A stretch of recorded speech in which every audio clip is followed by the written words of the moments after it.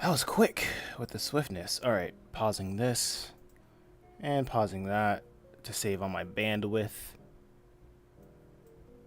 Okay, let's see if I can remember how I set things up. Interact. Oh, there we go.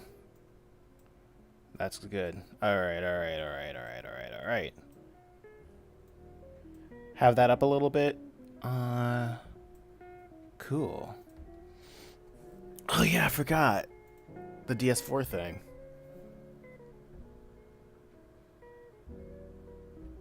Let me set up my controller. It helps me work faster.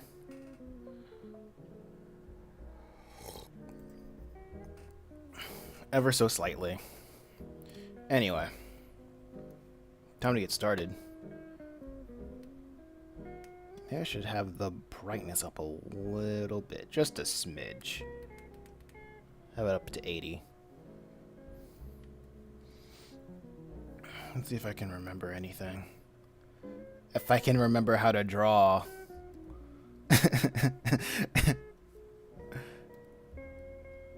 Okay, everything seems to be working out just fine. Oh. Okay. Guess this is as high as the chair goes. I was trying to adjust just everything. But I'm finally back home.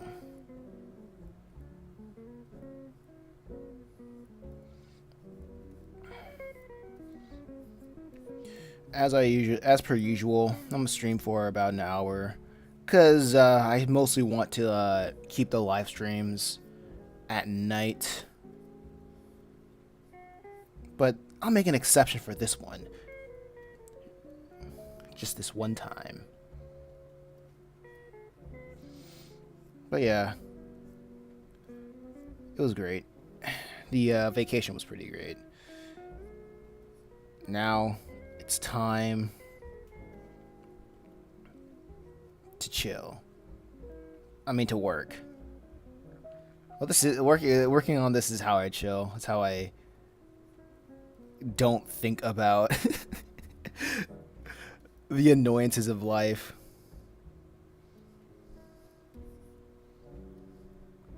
So in a way, this is kind of relaxing. I'll do this for like an hour. Oh. Let's see how I can get the hands going.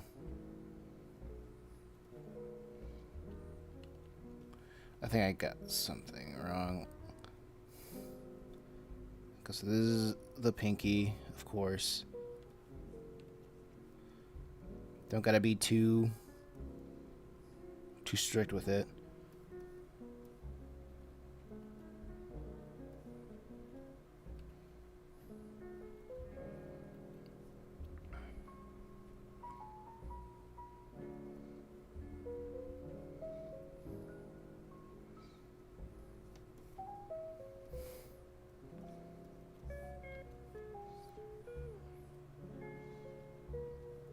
Okay.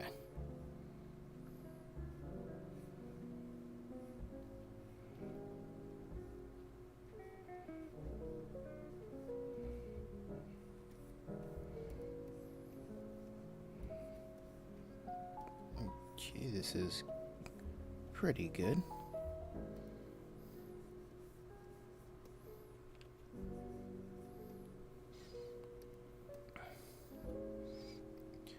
You know, it was pretty interesting while I was out, like having people looking forward to the streams. Honestly, at first I was like, I said I was, I said I was on vacation, but on the other hand, it's like, oh wow, people do look forward to these things. So that was it. I guess when you like look back, it was kind of nice. It's kind of nice. Everything is part of perspective. Yo, what's going on, Juan? Welcome to the chat. How you doing? Tell me some good news. Okay.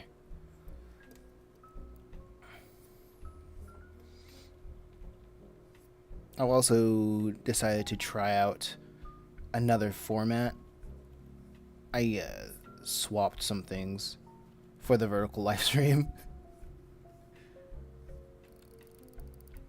Hopefully people will see things better and not have that chat obscure, not have like the video obscure the chat, because there are a lot of white spaces. But anyway, what's going on, Juan?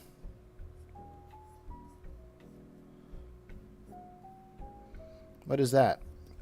Oh, I'm just drawing a character, Lucifer, from my comic Purgatory Academy. It's about heaven, hell, and having 4 years to decide. I post the updates on my YouTube channel, so you can watch the entire comic or watch the animation or what have you. You know. One thing I like to do is just stream my process of recording. Well, process of creating the comic. And when I'm done, I convert it into a video for everyone to enjoy.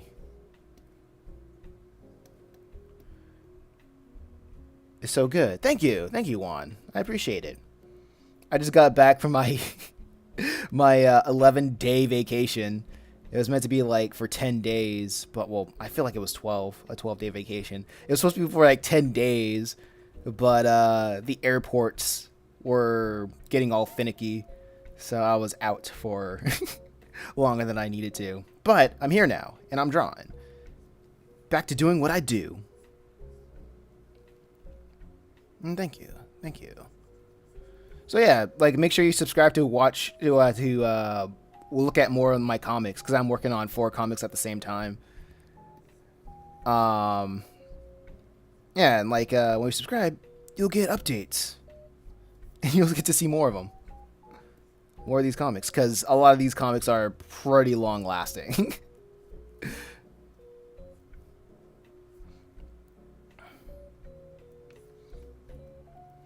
Okay. And that's also, you can also watch it for free. So it's all, so just my gift to you. Okay. Yes. Blue men. Blue men laughing. I agree. I agree. I don't know how to draw this face, so I'm just gonna hatch it out. I feel like it gets the the emotion down. Yeah, I feel like the emotion is can still be read. Okay, let's see about the the other. Can't forget this little goatee over here. So, during the vacation, I was working on, what was it? The storyboards for Chimera Island and Just a Reaper, two of the other comics that I'm working on, and I thought Just a Reaper would be done in like 40 pages, but after like not converting, but going through the manuscript and drawing everything that I needed to draw, it just turned out to be 60 more pages. So 20 more pages than I thought it would be. So hope you guys get ready for more Just a Reaper. But at the end of the day, I can now have a confirmed page count for the rest of the Just a Reaper episode. I done subscribed to you. Thank you, Juan. I appreciate it. I'm also doing like a Crunchyroll type deal, where I'm just uploading. I'm just uploading a every day, like one thing every day, like a clip, just to remind people, hey, I'm here, I'm alive. Here's something that you probably haven't seen, you know. So, just constant reminders that I'm here, that I'm alive, that I'm making stuff. And now I feel good about going live again, since I haven't done it in a while. Because vacation. But now vacation is over. Oh yeah, and I'm also close to like 700 subscribers too. Wow, you're starting early this time, or very late. Oh no. It depends on how you look at it. Welcome to the chat, F. Nah, I decided to just to make up for the lack of stream yesterday. Even when I said that I was gonna stream, I decided to say, "Hey, sorry about that." I couldn't really do anything about the airplane situation, but what I can do is probably start earlier and just stream for like an hour today. I am gonna still do the Persona stream, and then after the Persona stream, I'm gonna do the regular 3-hour art stream, working on this comic. I will spam the sub button. You get to 700 as soon as possible. I appreciate it. Bug your friends. Annoy everybody. Get deleted off of Facebook because of spam. Man. For legal purposes, I have to say don't do that. Or something. Oh no, I'm not a lawyer.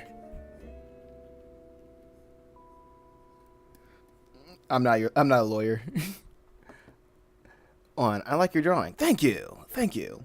What I'm doing right now, I'm just doing the contours, just the outlines, and then oh wow, his freaking.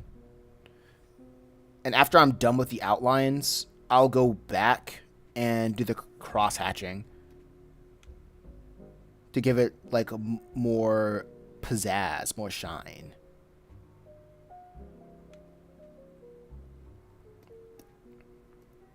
Let me move everything closer.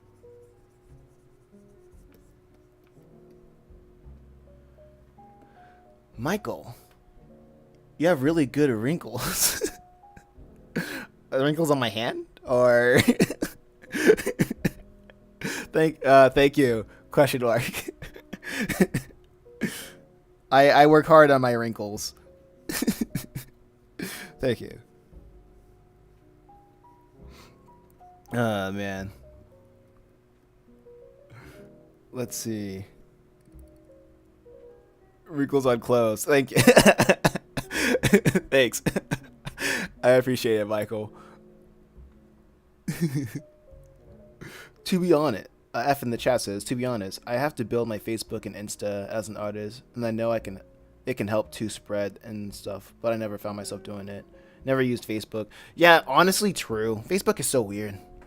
Like, what I want to do, what I plan on doing, like on Friday, I'm gonna set up a new email account just for people to send fan art. And every Friday, I'll do like a fan art showcase. So I'll call it like Fan Art Fridays and post it on the community tabs. And just shout people out. I feel like that'd be a cool community thing. And honestly, I know everybody says, "Oh, you should make a Discord," but honestly, I've just seen so many, because I know like the active members of my audience are pretty young. I don't want to set up a community that has a lot of young people in it, because I think I just been looking at a lot of content on YouTube where that's a recipe for disaster. All it takes is one weirdo to show up. And I'm like, nah, I guess I won't do that. It's like, that sounds like a headache.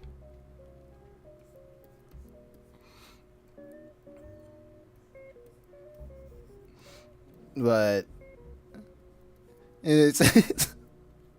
but I guess this is good. Discord is the first step to hell, but bruh, draw your copy. But bro, you drawing a comic about hell. Well, it's about purgatory. It's not really hell, but it's not really heaven. It's like but the people who run the academy are demons. Oh man. I think the more I think about the concept, the more I just really like the layers of irony it has. Like all the students are like, "Oh man, we're in purgatory, but we don't know what the true religion is." And the demons are like, "We can tell you the true religions." And then the people are like, "But you're demons. Why should we trust you though?" It's like, whoa, someone, I gotta read it. Cornelius, thank you for following, Cornelius. Are you going to kickstart your comic? I'm going a different approach. You like my sister? Wow, I'm like your sister. Huh, I don't know how to take that. Are you going to kickstart your comic? No, I just create my comic. I mean, I would like, if I'm going to kickstart anything. Oh, Cornelius said something. I'm digging the art. Thanks, Cornelius. If anything, if I would kickstart anything, I'll probably just do a Kickstarter of like probably gathering up voice actors so I can have like a dub of the comic using real people's voices instead of just using text to speech all the time. Because honestly, I don't really get the point of kickstarting. I don't really get the point of kickstarting a comic where I just live from project to project. I'd rather like do something where it would be an easier like mode of delivery for me. Like if I do a Kickstarter, that's what I'm thinking about doing. Just hiring voice actors to voice the comic to voice the characters of the comic. And I feel like I can get more mileage off of doing that than trying to get more people to kickstart the to fund the completion of a comic.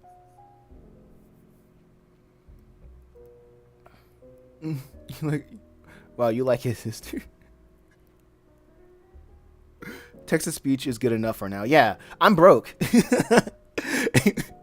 If anybody wants more of the comic, please by all means help me pay my rent. Hit the donation button, you know. Give me $5 so I can pay rent and keep the comic going as long as possible. What I like to do in the future is to have production teams, because I already have like for Purgatory Academy, this one I have like 6-7 books planned out, like well 8 books planned out, and that's gonna take a while. And same to goes for my other series. What I want to do is just have a production team where I would just make the manuscript, do the storyboardings and the digital sketches, and then hire somebody to do the finalization of the artwork, so I can get more of get the stories done quicker, and I can do more with a finished story than just that I can do more than just record the process. Because I think it would be cool to like have enough of a complete story that I can probably pitch it around, collaborate with indie game studios and make games off of these projects. See if I can probably have a Netflix deal or something. Get like an agent that can get me with Netflix, or just go connect with other toy manufacturers to make cooler, better merchandise than print-on-demand shirts. You know what I mean? Like, and have like different ways for people to support than just buying a book. I think that's cool to me.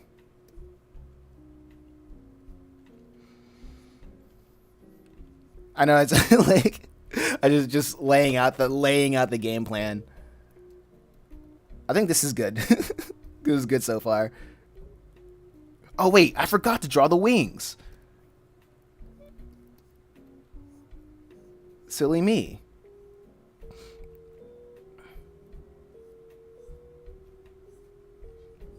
It's like this. Since this is like a little chibi thing. But I know I get some comments saying that it would be really nice to have like hiring real people, and I agree. I agree with that. But money's really tight. And it works. And that's just like what F's in the chat said, it works. For now. So for now, I'll do this. I gotta do what works. You gotta grow. You gotta grow. One spec. What was that? I had this one instructor, manager when I was selling cable. And he once gave me a proverb asking me, how do you eat an elephant? And I was like, I don't know. How do you eat an elephant? And he replied, one bite at a time. So that's what that's how I'm taking this approach to this business, to making comics, to any kind of elephant that I find in life. If you take it one bite at a time, you'll eventually eat it. Pause. You'll eventually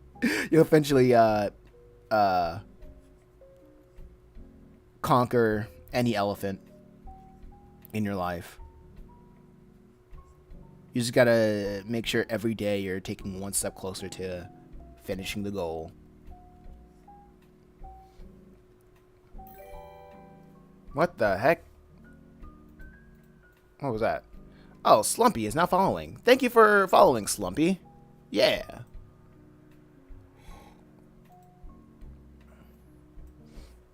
I don't know if you guys can see it in the vertical chat on YouTube, because I'm streaming on YouTube twice and I'm streaming on Twitch. Maybe. Hold up. I can have the chat show up on the vertical stream. Wait, I don't know if you guys can see it actually. No, I think you guys can see it.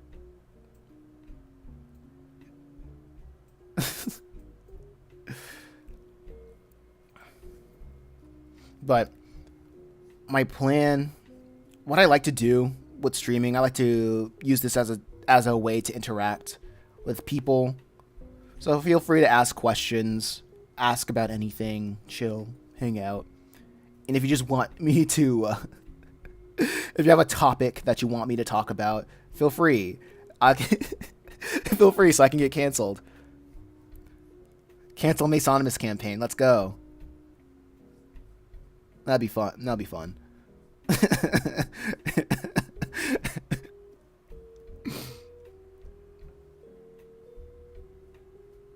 I don't know. I always joke about getting canceled like it's a rite of passage, because sometimes I feel like it is. You know, because not everybody can stay uncontroversial forever. So I just think about, man, what's gonna be? I think about this too much, right? It's like, what's gonna be my thing? What's gonna be the thing everybody's gonna get mad at me for? Because it's gonna happen. Not everybody can be like Weird Al Yankovic and just be like on everybody's good graces forever. I feel like he's an outlier, and I don't know how he's like an outlier with celebrity when it comes to like just celebrity people. Cancelization is a catalyzation. Is a wait. I hate the freaking YouTube vertical thing. Let me pop that out. I need to pop out that chat because the heart. Yeah. Cancelization is a catalyzer for greatness.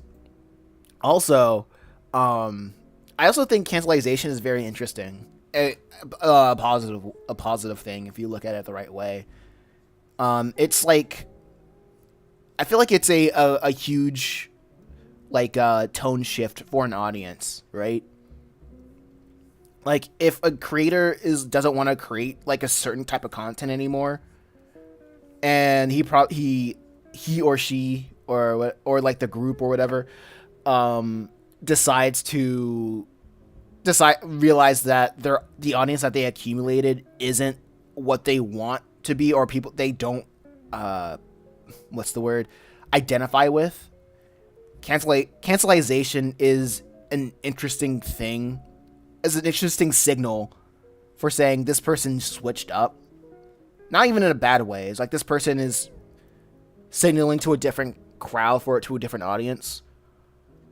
And at the end of the day, I noticed that there's like a quote unquote nature is healing type of effect where things will just sort itself out. Like if I like if somebody made like I don't know, like My Little Pony content and they were like, you know what, I hate My Little Pony now. Hot Wheels like Transformers is my new friend, you know? Like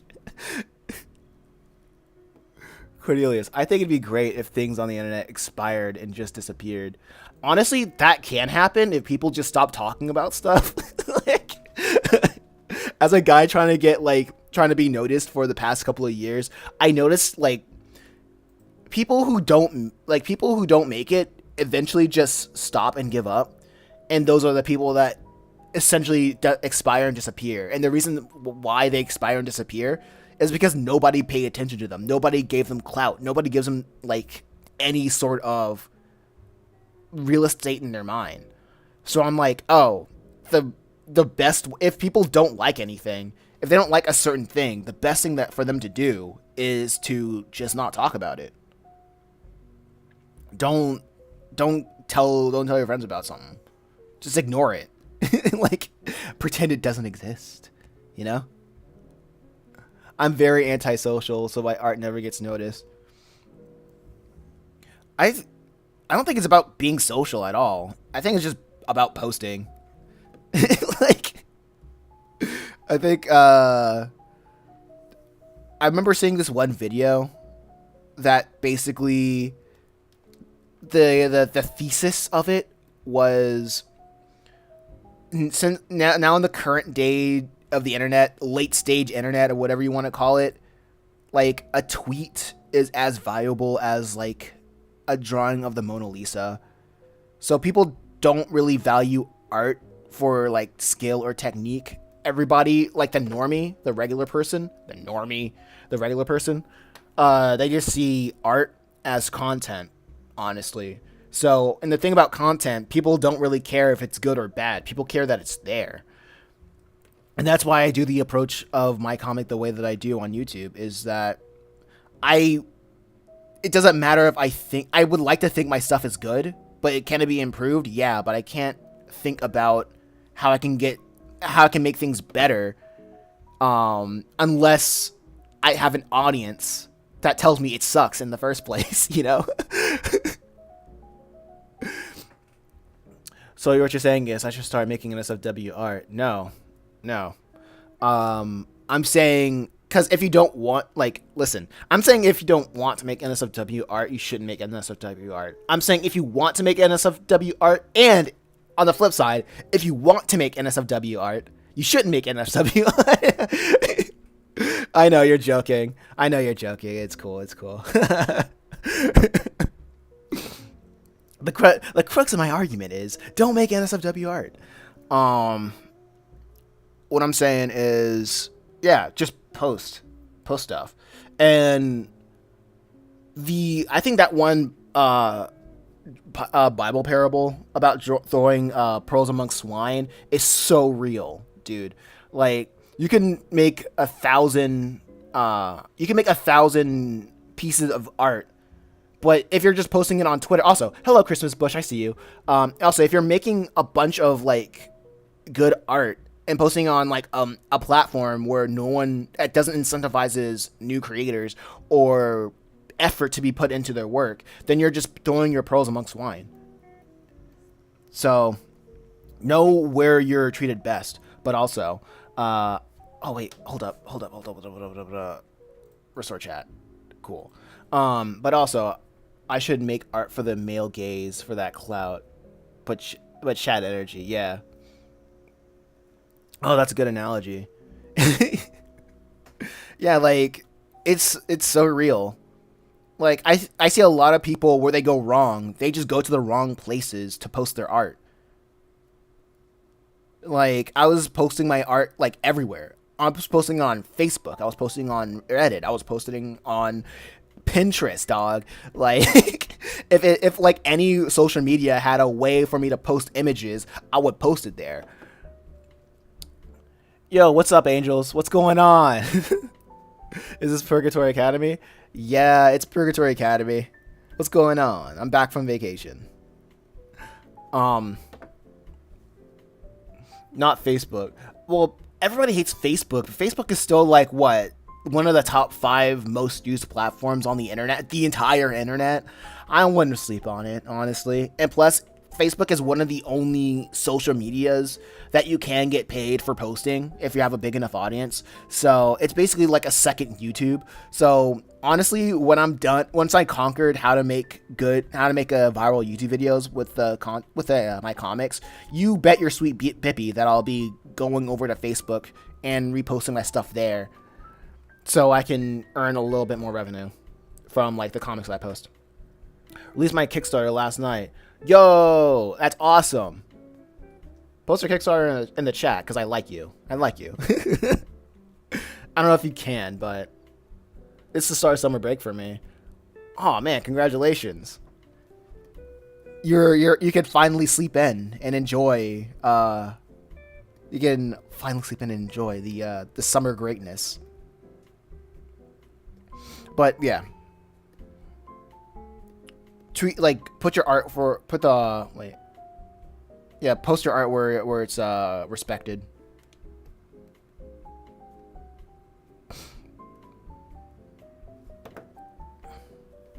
I need to start posting on TikTok as much as and Twitch, however. But I think you can't post links on YouTube. Well, F's in the chat says I think you can't post. Let me think. I think Angels, you follow me somewhere. I think you can. If you can't, try it out. I might be different. My chat might be built different. Also, I need to start posting on TikTok. As much brain rot there is, I've seen a lot of great art in smaller. Oh man, why is everybody chatting too much? Oh yeah, I wouldn't think about TikTok. I wouldn't get my hopes up on TikTok, honestly. Serial Degeneration Raven. Yo, I made it. Well, welcome, Dexon. What's up? What's up, Raven? Oh, I think you can as a mod. Oh yeah. On Instagram. Oh my gosh, freaking. Oh yeah, you do follow me on Instagram. Let me do that. Because Angels bought Purgatory Academy, I'm gonna shout out his Kickstarter. Help creators helping creators. Thank you. Watching you draw and getting ready to do a video. Oh, what's your video about? Oh yeah, Angels. If you're ready, just send me the link to the Kickstarter on Instagram. I stopped posting on Instagram because I just noticed that Instagram just isn't the algorithm isn't friendly for my type of content yet. So I'm gonna sleep on that. Maybe Facebook is different when I lock in and figure out how I can get it how it can be done a little bit better with that platform. But as of now, yeah, I'm lazy. I'm copying and pasting. Don't know what of it. Any tips on drawing? I'm bad and I need some starters. Okay. There is a Wally Woodcrow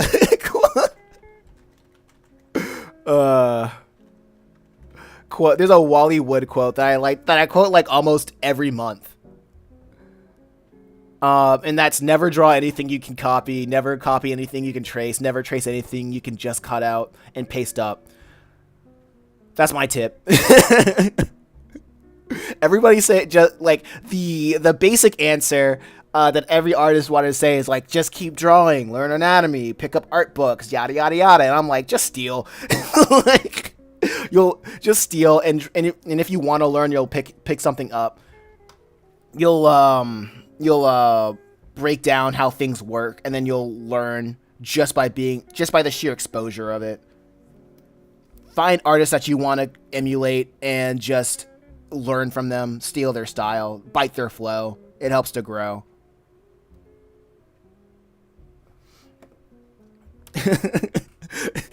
I think that's gonna be the reason. That's gonna be the reason why I get canceled. Like, people's gonna be like, I agree with that 100%. People are gonna be like, I don't got time. I don't got time to learn. I got time to steal.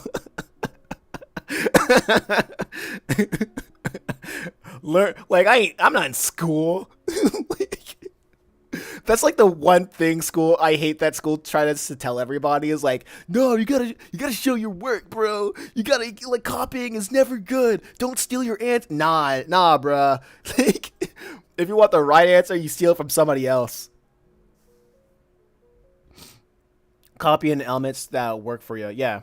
And you don't have like the same skill set as a different artist, you can like I highly advise you just steal different elements from different artists that you like to have your own unique style. Not that style really matters. Style is I think styles are like accents or just or in another word speech impediments, you know.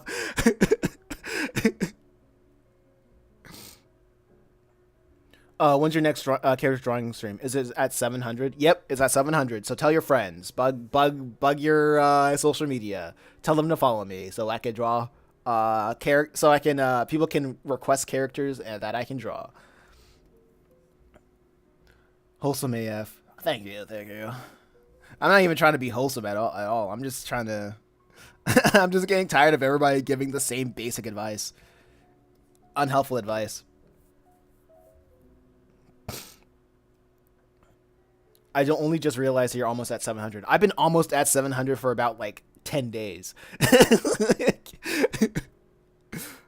I think there are two options. I really have a unique have a really unique style, or just take existing style and just do it your way. No, because like if you look at book 1 of Purgatory Academy, I was just trying to copy like Phase 2 of Gorillas, and because I was doing that, I learned so much about just making comics or just drawing characters repeatedly to a point where drawing these characters would be second nature. And when I moved on to book 2, I wanted to copy the art of Berserk. I couldn't do that because I don't have like decades of talent that Kentaro Miura has. So even though it was a failure, it still came out like pretty decent looking and way better than the first book because I want to emulate something more detailed and I'm not gonna say greater, you know. If I miss it, I'm sorry. Time zones are whack. Time zones are whack. But it's not that I'm saying that it's lame. Like the art of Gorillas is better than Berserk is better than Gorillas, or vice versa, because they try to achieve two completely different things. But trying to go for a different style that has a better emphasis on the anatomy of your characters and try to portray that in a more realistic way that helped me grow. And trying to understand the human form a lot better because I want to I wanted that influence that paid more attention to certain kinds of expressions of art. My art takes a lot of influence from Jamie Hewlett and Ashley Wood, those types. Ashley Wood, why does that sound familiar?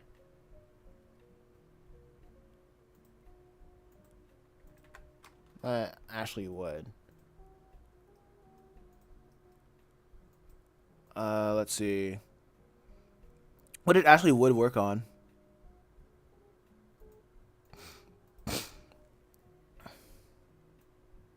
Okay, I got it. Okay. Going to the restream. Yo, just posting the Angels' Kickstarter. Go check it out. Tell Kickstarter to back it. To put it on the front page, help Angels make $1 million with his first comic. Early career was Metal Gear concept art and some urban toy lines like Tomorrow Kings with 3A. Okay. I mess with that. I like that. I like that. Oh yeah, Pablo Picasso, good artist, copy, great art. I'm so sorry. I saw your thing on F's in the chat. I don't want to sound. I don't want to make it look like I'm ignoring you. But Pablo Picasso, good artist, copy, great artist, steal. Exactly. Be a great artist and steal. Steal. And if people say like what's your inspiration, you can literally be honest and be like, oh yeah, I basically stole it from X, Y, and Z.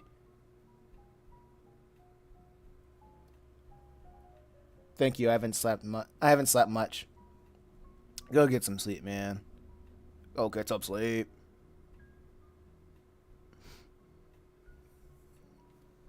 Everybody, everybody needs their rest. Even when I was on like even when I was on my vacation, I still worked on the storyboards. And even then, I still had try to get some time to sleep, time to relax with family, time to relax by myself. Because honestly, working on comics is kind of how I relax right now.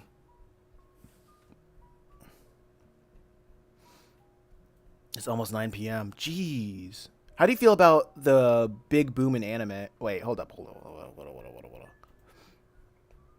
How do,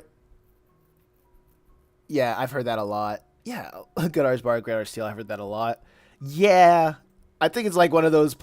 I don't want to call it a platitude because that sounds mean, but I think a lot of people say it a lot, but people don't really understand what it means, or they just don't know how to apply it. Um, but yeah, I'd highly advise stealing. How do you feel about the big boom in anime styles? If it was corporations doing it, I would say that it's probably just a thing, like a marketing thing. But because now with the internet, uh, there are no real gatekeepers. There are no real like companies wanting to profit off of like a popular niche. So literally I see it as a way of people just growing up with like Toonami and four kids finally being old enough to create stuff that they were inspired by when they were young.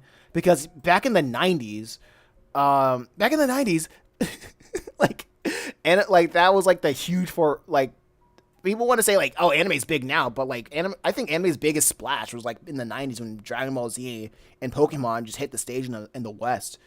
And now we're at a time and place where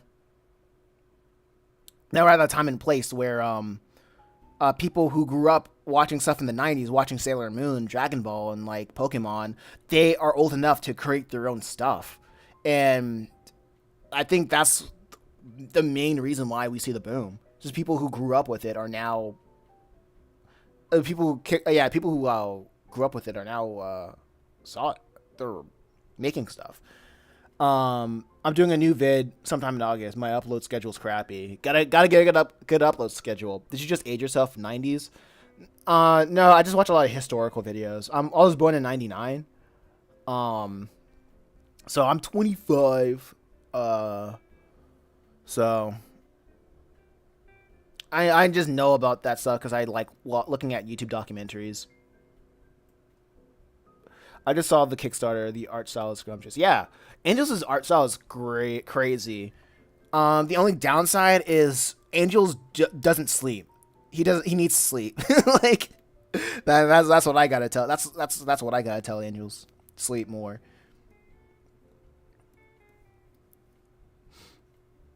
Or at least schedule. Like schedule the time you want to draw. Schedule the time you want to relax. Because like when you force yourself away from your work, that'll give you more time to um, think of fresh concepts to tackle it. Tackle it in a more efficient manner that doesn't make you kill yourself creating your stuff. Or he's a secret time traveler. True. Not true. Possibility. That's what I should say. Possibility. I'm doing a Murder Drones voice acting project, so it's gonna take a while. Why do I do this? Wait. Yeah, VA project. Why do I do this to myself? It gives you time to yeah, it gives you time to be productive. I think being productive is one of the best things a person can do. As I say, idle hands are the devil's playthings.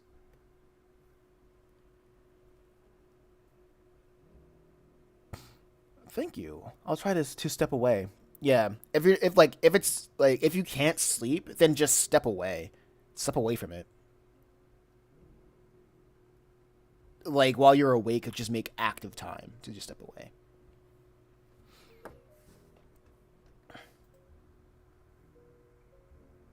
Yeah, don't dox yourself, man. And I'm not low tier god. I'm okay with my age.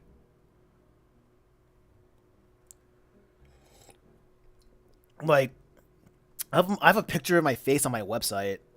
Like I'm not afraid of like people knowing what I look like.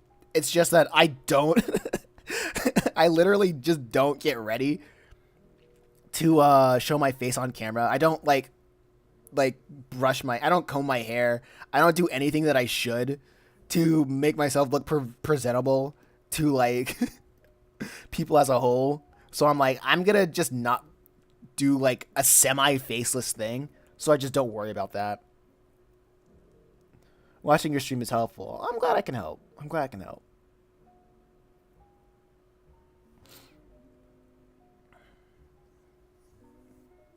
It's why I'm here. Avatar when? I don't know. I was gonna make this penguin character my avatar, but it's a character, but like the penguin is a character from Chimera Island, way later in the series. So I don't know if I'm gonna do that. But I don't know if I'm gonna do a go PNG tuber, you know, if I'm gonna go full PNG tuber because like the content that I create, I don't need to do it. I guess like when it comes to live streams, if people want to see like a character bounce around like as I speak to feel the dopamine. Oh yeah, I only know what he looks like from a face cam ages ago. Comic type. Yeah, what's going on, Shizamura? No, I think if you look at my video, my whatchamacallit, my Chimera Island or Purgatory Academy recap videos, that's somewhat of a face reveal. Because it's just me like reading the comics verbatim, and then adding my commentary to it.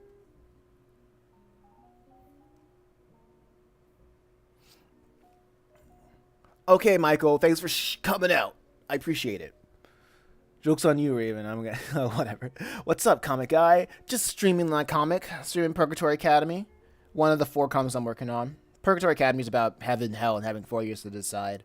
What's going on right now is like Lucifer and Beelzebub are having a conversation on whether it's a good idea to lie to the students that they're looking after or not. Lucifer is like saying it doesn't matter what you say to your students because freaking we're demons. We don't really get held accountable to anything. While Beelzebub is saying keeping track of lies is freaking dumb and hard. Like, and we need these kids to trust us. Oh yeah, Bryant. What's going on, Bryant? I'm sorry, I'm bad at pronouncing names. Their sin is lying to the devil. No, it's they are devils. So like, and like the whole point of Purgatory Academy is to influence the the students who are just young adults, children essentially, who'd met an untimely fate, and now they're in Purgatory Academy to it's essentially like a final chance to be like, oh yeah, God is real. There's no, their God is real. You know the answer. Uh, and it's up to you to like figure out if you want to spend eternity in heaven or not, spend eternity with God or not. No devils. I see it is. Yeah, all of these are devils. Beelzebub needs a break. Nah, he doesn't need a break. He can turn himself into multiple flies, and he's literally a fly on the wall. But yeah, that was like a big lore dump. Ooh, Devil Party. But yeah, this is just one of four. If like you if Twitch would allow me to post videos on their platform, I'd upload my videos there. But hey, that's not happening. Twitch doesn't. Twitch is like, nope, sorry, sorry, Bucko.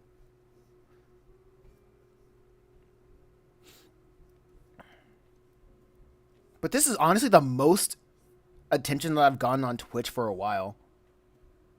What inspired you to create Purgatory Academy? It really started as like a friend and I. I'm off to go. Okay, all right, Serial, Raven, Serial Raven, designation. Oh, yeah, all right, Raven. Purgatory Academy started off as like a joke comic between me and a friend from high school, and we were thinking about scenarios. And as things went on, like as things went on, like he didn't really want to work on the project anymore because he wanted to be the writer, but he didn't really do much. He didn't want to do that much. So I basically kept the concept from I basically kept the concept, and I remember going having a conversation with another friend. Like the friend's an atheist and I'm a Christian, so we had a lot of conversations about God. And I remember the friend said even if he was convinced God is real, he would still be an atheist. And I was like, okay, that's pretty interesting. So I created I kind of formed Purgatory Academy from a comedy of just like a high school of kids who can't leave school to something more akin to, yeah, these kids are dead, but they're kind of in that position to if they were face to face with God or death, what would they choose? I've been going around Twitch trying to find artists with unique styles. Or you can go on Pinterest. Pinterest is another good place to go. So, as the story goes, so I decided to change the concept of the comic to revolve around that concept of like whether not whether who oh wait, it's been a while since I've told this story, so I gotta remember some things. But so I had to remember some things. Sorry. That's the general gist of like the concept of Purgatory Academy.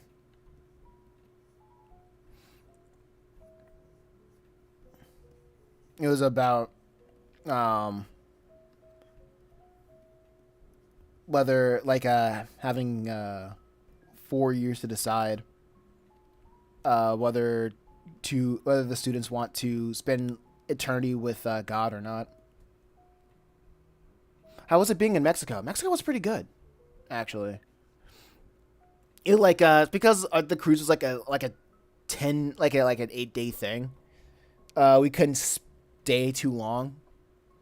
We couldn't stay too long, so we were like it was just like 1 second everywhere. Like now one sec, like spending like one day, like one afternoon, in our trips, and then we would just be at sea. It was still good. And we went to Jamaica. the Bahamas, Mexico, and what was it? The Grand Cayman Islands. It was like, oh yeah, Mexico, Jamaica, Grand Cayman Islands, and something, a fourth thing. The Bahamas, I think. It was good. All of it's good. I think the funniest thing about the Bahamas was that, the funniest thing about the Bahamas is that, like, people would just be like, hey, you want to try this rum? You want to try, hey, man, you want to try a bit of rum? And that, like, I've never had people offer me, like, alcohol before. You know, because usually people just think that I'm like too young to be drinking, so they wouldn't like ask me anything. So it was quite the experience. It was quite the experience. Um, you're on the fifth book. No, this is the third book. Yeah, I have some ways to go. I have some ways to go. I have like 8 books, around 8 books, 7 to 8 books planned out. I think the part of Mexico. I think I was in Cozumel or something like that. It was nice. It was very nice. I know my mom and my niece was like swimming with dolphins and a manatee while I was just chilling out on a beach with my dad, getting sunburn on my forehead, swimming with fishes. And now I came back 3 shades tanner, 3 shades darker.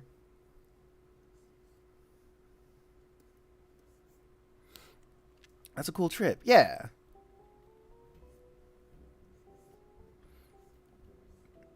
Oh yeah, and on the trip, my mom bought like a pass because they had a little arcade over there,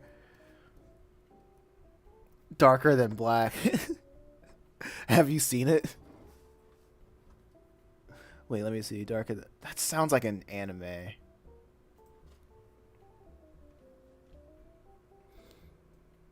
Darker than black. No, but the style looks cool. I'm looking it up right now. Should I watch it?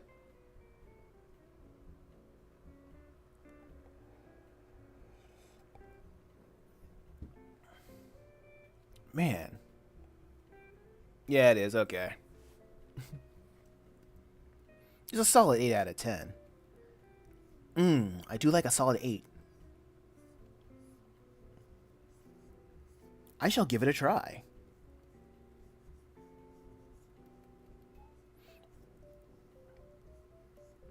This Beelzebub, this Lucifer looks too young. Let me add elderly features to him. Like, he looks too young.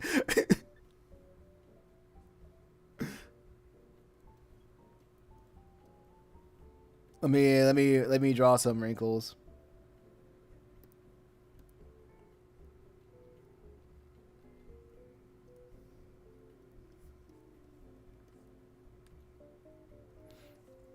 Oh no. I like drawing an aged Lucifer. It's more appealing to me.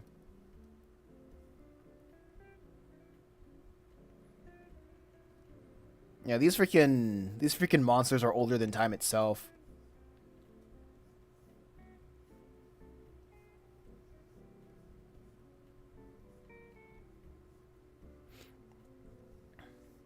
And plus it gives off some wisdom vibes. I don't know.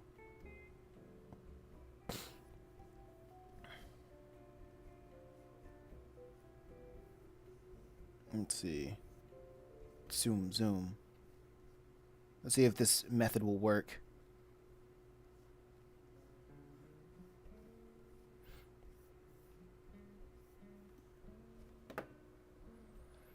What would you do if I make Beelzebub a kawaii girl? I'd probably laugh. I'll probably post it on the Fan Art Fridays. This is gonna be the new Beelzebub redesign. Instead of having like the hatches, he has like he has like actual eyeballs, like irises or whatever. It goes like bugging for real.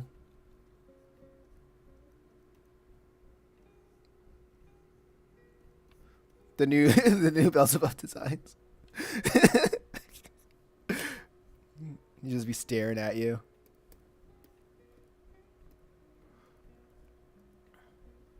Yeah, this is the new one. The uwu. The uwu Beelzebub. That ain't Beelzebub. That ain't.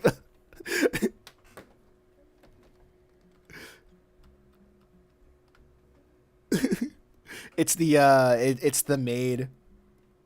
It's the maid Beelzebub. Beelzebub. Beelzebub.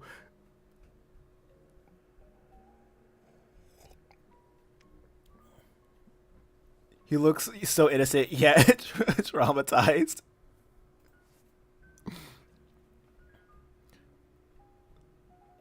Not my Beelzebub. That might be the new community meme. Making a Beelzebub.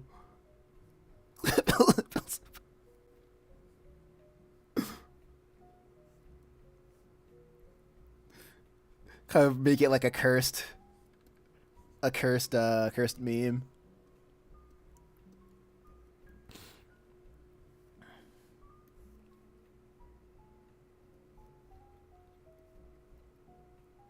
I remember there was like this one part of Purgatory Academy. I imagine like some girls would probably give Beelzebub like mood stickers or whatever, like mood pins. So because this is essentially a mask, he can't emote here. Like this is his default face, right? Right. So I would imagine like some people would just be like, "Oh, hey Beelzebub, too." Or in order for you to relate to the students more, we made you these pins, and each pin would be like happy, like sad, or just like neutral, and then like it would just be like looking something like this. And like throughout the volume, he would just wear these pins. And like the whole joke, either he would like wear all those pins, or throughout the volume, he would just keep wearing this. He would just keep like like, hey, we have all these emotions for you, and he's just like, oh, thanks, and he just wears the wears the blank of expression pin for the entire time. I don't know when I'm gonna do that. Make his eyes change depending on the mood. I kind of like how you can't tell, you can't tell what he's thinking or his mood most of the times. Like the only way you can infer is about like what he says and the paint, the background textures that I put, the background textures I put behind him. I think that's a cool flex of just tone or mood, like the mood of character writing. It's like you don't need like he doesn't need voice inflections to understand how he's feeling. And if you don't know how he's feeling, that's also good. And then, like that's also fine.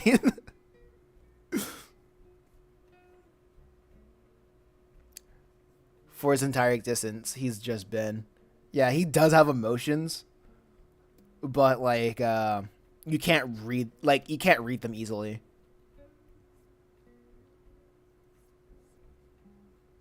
It's like I also like how he like communicates with the students. Like everything's very much a matter of fact. Body language is important. Yeah, and that's why he always has his hands behind his back. That's why he's always at this default pose. He's a character void of body language. You can't tell what he's thinking unless he's like really pissed. But like other than that, like when he's talking to people, he's like very matter of fact. Like just like and I forgot which chapter. It was like chapter 7. Either chapter 8. Chapter 8 of like book 2 when a Jim and Beelzebub talk about whether they were made to be evil or good, like predestined to be evil or good. And Beelzebub was like, I don't care. Like what I do know is that I don't like God, and I want people to be against him. You know, like it's like whether I'm predestined to do that or not, it's just beyond me. I am what I am, and that's my goal. Well, per se, you know.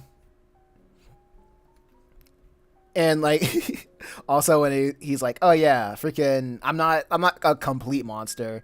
Oh yeah, that was like a common thing for like ancient gods to like to tell their followers to sacrifice their babies in their name.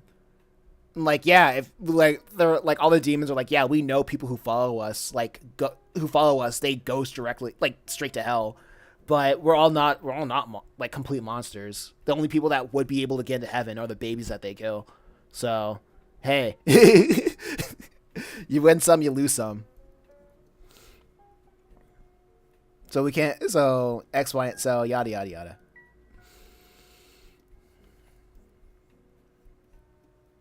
And like I remember he said that like so matter of factly, and then Jem was like, "That's nuts! Like that, you're crazy."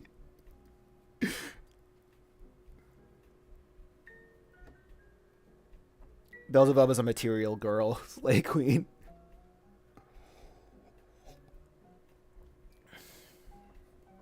But one thing I do like about Beelzebub is, or at least my like this rendition of Beelzebub, is that he's. I think everybody is willing to say God is right in one way or another. Like at the end of the day, there's something about God that even the enemies want to emulate.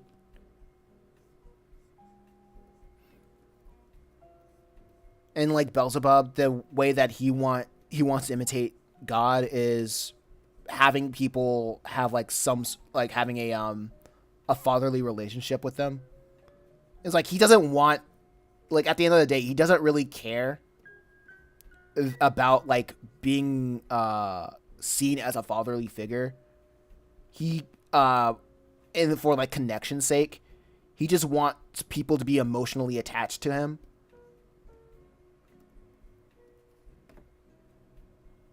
So, like as a way of like emotional manipulation.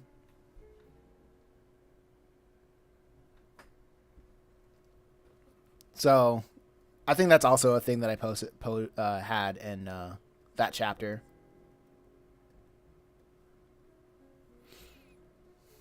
So I like seeing characters have like some sort of nuance to it. Like they're evil. Like all these characters are evil. Uh, don't get it twisted. Like, but there's always there's no. I don't think there's a single evil person that'd be like, oh yeah, I'm evil because I am. It's like there's a reason why they do. Because like having like a reason, like rationalizing evil is kind of like the one of the most human things, the one of the things that people can relate to the most. And like anybody who just says, "Oh yeah, this person is just straight up evil," no if ands buts, whatever. It's very much. I don't really buy that because I don't see people like that at all. It's more. I see it more as a cope of people just not really wanting to, um, not wanting to face that everybody is capable of doing evil things. So they're like, "Oh no, not me though." Like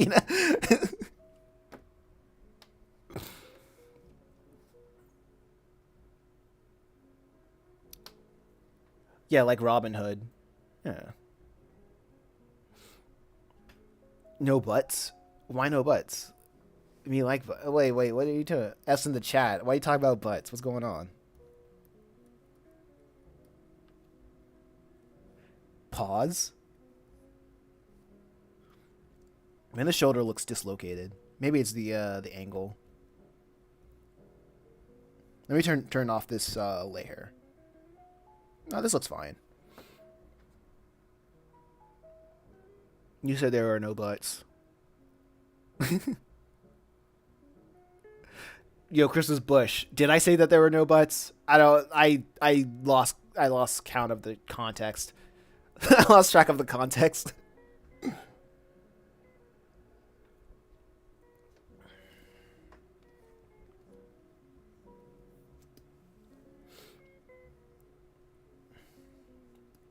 But yeah,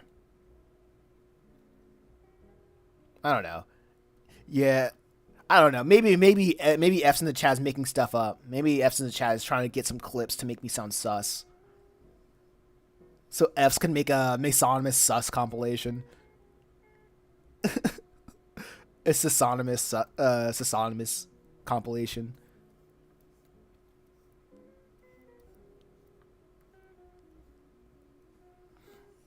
No Diddy.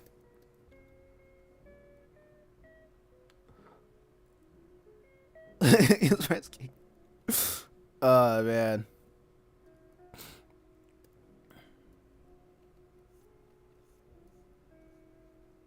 But I think one thing that I'm looking forward to and seeing how well I can execute it is just balancing the tone of two different plots. Cause like instead of like elevating the story with a progressive with just elevating a story with a progressive plot line, I want to elevate it with emotion. Oh my gosh, it's Satan. It's one of the Satans. Uh, it's Lucifer. Yeah. Welcome to the chat, Leo. Yeah, it was absolutely something about there were no absolute evil, and there were no grays, no butts. Oh, okay.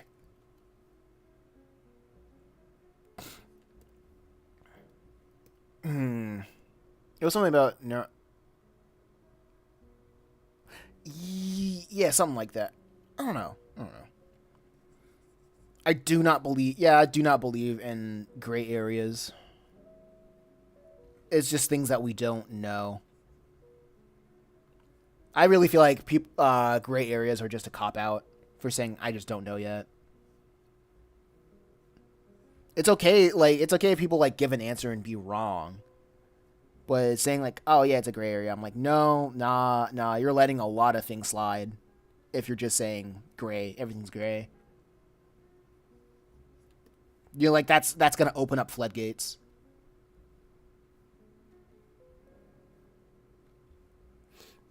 Like I'd rather people be wrong than to just like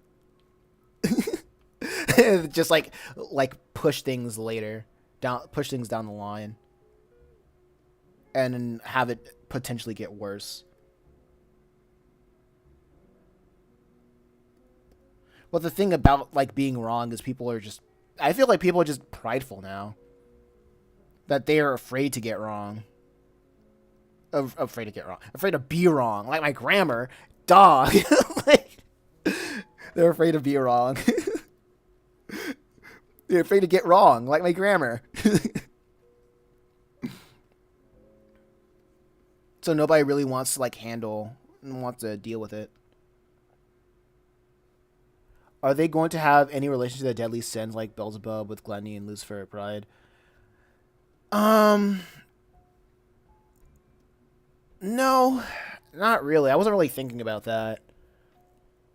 I see more of these characters. I don't really see the seven deadly sins as like a Chris as like too much of a Christian thing. It's a thing that's like heavily associated with Christianity with like Catholicism. But I'm like, but I don't know, man. It's like things that are not good, yeah, but I don't think it's too attached. I'm not too attached to it. I rather see characters.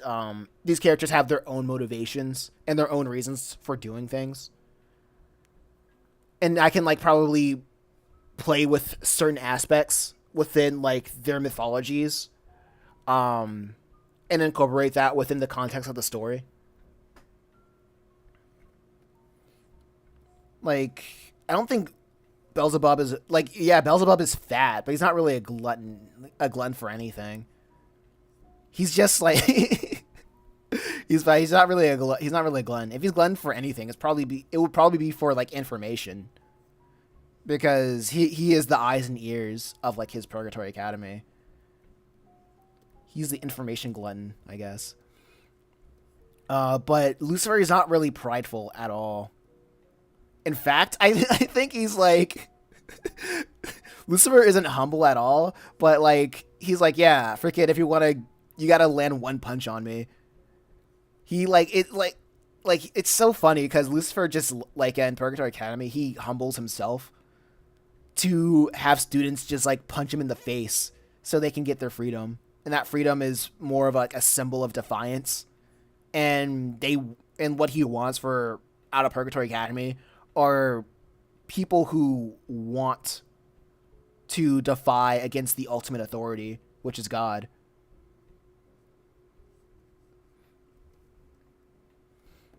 So like I'm kind of breaking their arc. I'm breaking their arch. I'm breaking like the seven deadly sins archetype in a certain way, but I'm making it into a more, I don't can't find a better word than human, or just trying to use these characters in a way that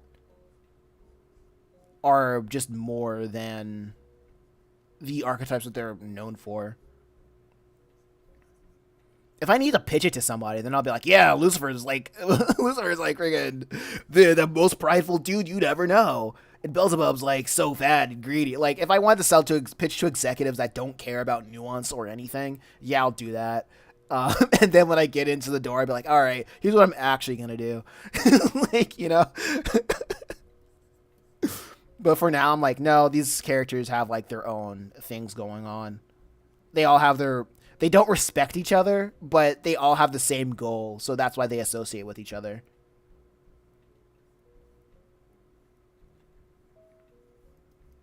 They're all united against God. That's basically why all the demons are like this, are like working together in Purgatory Academy. I don't know if I have said it as canon yet, but the reason why demons can't like not demons, but the reason why the vice principals cannot be seen together or is seen in the same room is because it's automatically on site, because every vice principal, they disagree with each other vehemently on how Purgatory Academy should be run, to the point where they'll just fight, and like since demons don't get tired, they're just spirits. They can like fight for all eternity and nothing can get done. Nothing can get done. So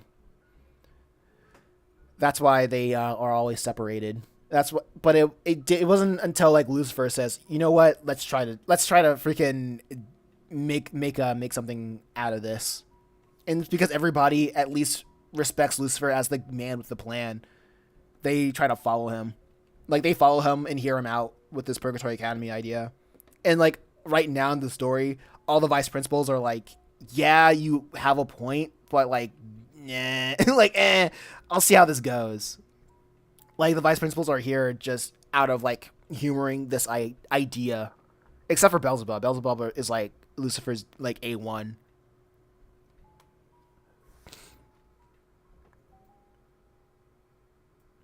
Do you know about the Ordo Vitrum? It's related to the Catholicism and could work as a counterpart of the demons. It just occurred to me that you could find that work interesting. Just a random thought. Let me look it up.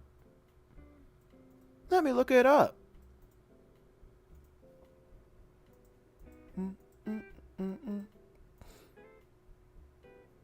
Beelzebub choking down on info.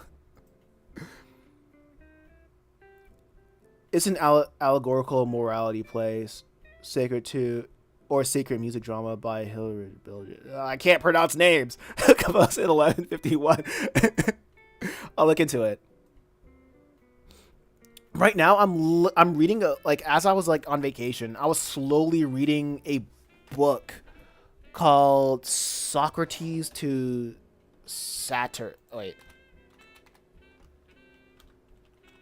Tease to Sartor. I'm reading this book called Socrates to Satyr, and it's the philosophical quest, the philosophic quest, and what it's basically about. It's essentially like a history book of the origins of philosophy, and I find it so interesting that I think on a philosophical aspect, I can probably steal concepts for future Purgatory Academy books, and and I'll probably learn from various morality plays like this. Socrates is a real G. Yeah, it goes through like different, like not just Socrates, but like through more than Plato, more than like the origins of philosophy. The people before Socrates essentially, and there's like the first couple of pages, the first 40 pages are like the schools of thought before Socrates. And then that's like the first 40 pages, and then it's like a 500-page book, and I'm on like page 50, right? And I'm a slow reader. Like, there's just so much distractions for me to like sit down and read everything. If there was I wish there was an audio book so I can get through it a lot quicker, but there isn't. But it's such an interesting book when I sit down and read it.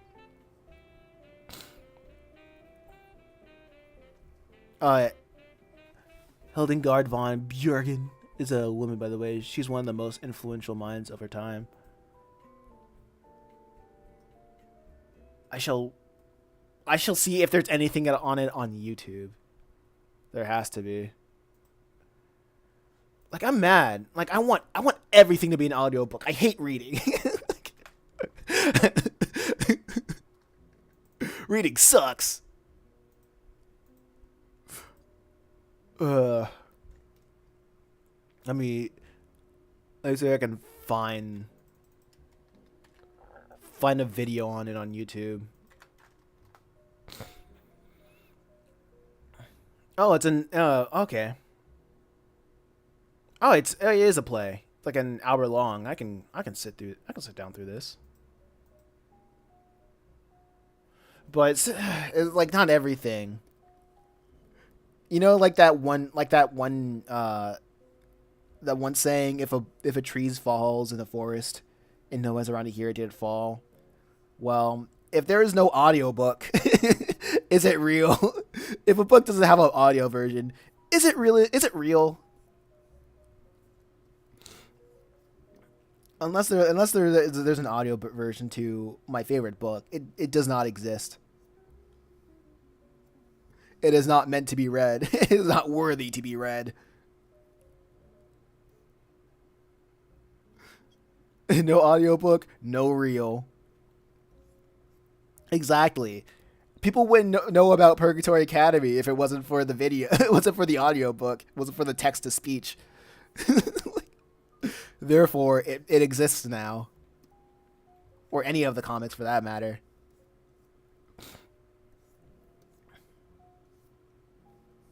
So it exists. It's real.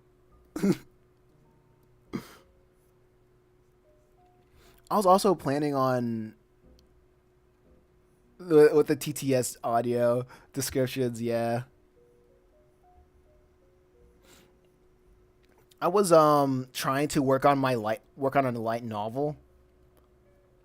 While I was out, but honestly, working on the whatchamacallit, working on the thumbnails for Just a Reaper and Chimera Island, it really took too much time. Not too much time, but it took more time than I thought. To the point where I didn't really have that much time to write that much of the audiobook, the first chapter.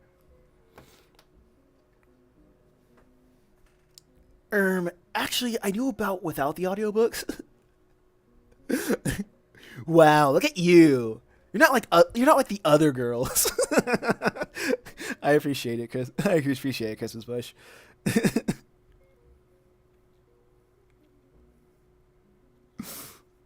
Oh man. I knew about it without the audio. I knew about it without the audiobooks.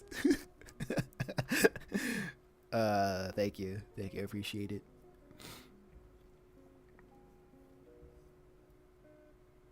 Uh,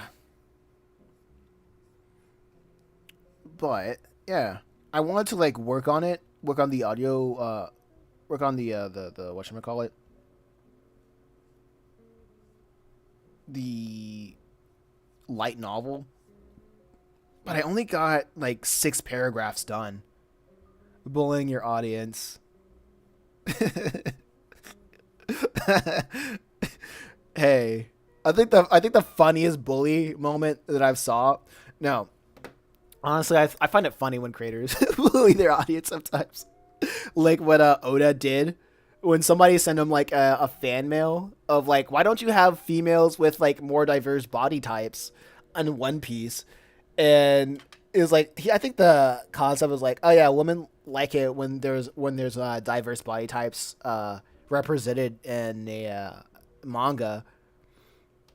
Oh great, great. Oh crap. I love bots. I love Twitch. I love Twitch. No, thank you. I have to block list. But yeah, Oda was like, Oda was like, no, girls don't read One Piece. I found that hilarious.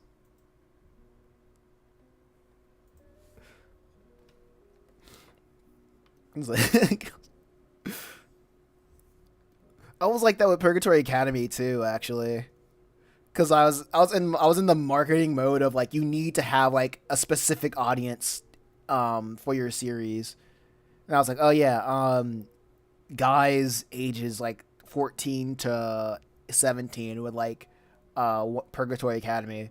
And then you showed up, Christmas Bush, and I'm like, oh yeah, I guess not.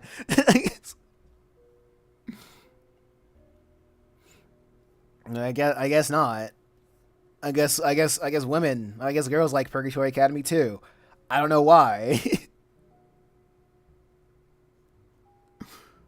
But then again, I look back. Okay, let's talk about cancellation worthy stuff. Yeah, you start. Ask me something that might get me canceled. But looking back, it's funny how when I was like selling at flea and farmers markets, I know it's like instead of guys within that age range being interested in the concept of Purgatory Academy, like there were like a good handful of women that was interested in the concept too. So I was like, oh yeah, I guess I didn't notice that. Like,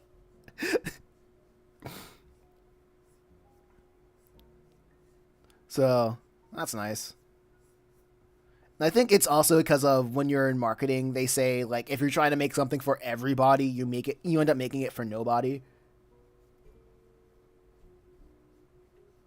So like I that was also the reason why I did like I moved accordingly the way that I did. So now I'm like, whatever, I'll just make stuff. I'll post it as much as possible and we'll see who likes it. We'll just see who likes it.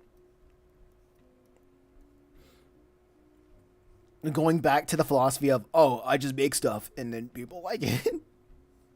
But there's a lot of I think honestly I love and I hate failing when it comes to marketing and showing people um these books, right? I I love the love factor about it. It comes way later because I love what I get to learn from it. Like the takeaway, because everything's just not completely obvious from the jump, you know.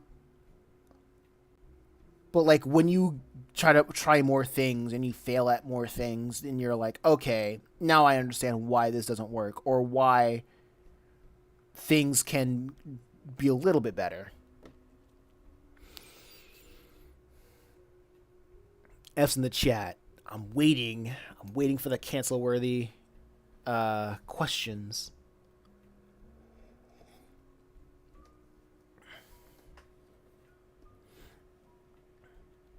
But I think right now,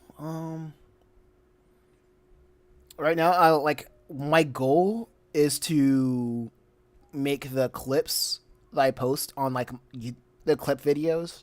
I'm not talking about the shorts, but like the clips that I of Purgatory Academy and like all the other comics. I want to get those to I want those to be like viral videos. I want to find a way to like make those viral, and I think it just right now my hypothesis is because I don't have a good title and thumbnail.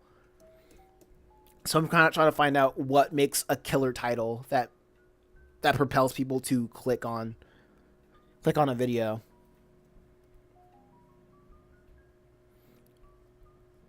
So you're gonna see the clips I'm gonna be posting changed titles and thumbnails for quite a bit. Did YouTube ban my message? Probably. I did not see it. Try to rephrase it in a way that YouTube censorship wouldn't pick it up. Oh yeah. Look at the streams. If you need something in cancellation, I just look at the streams at Matt. They wow. Oh yeah, they are. It's funny because I tell Matt like, "Oh, don't say anything crazy," because I just reserve that for myself.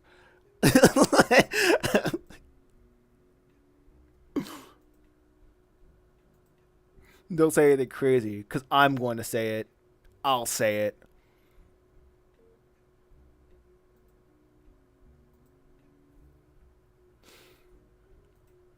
This is my stream, and I get canceled when I want to. So, Star Wars. Why would you make stuff?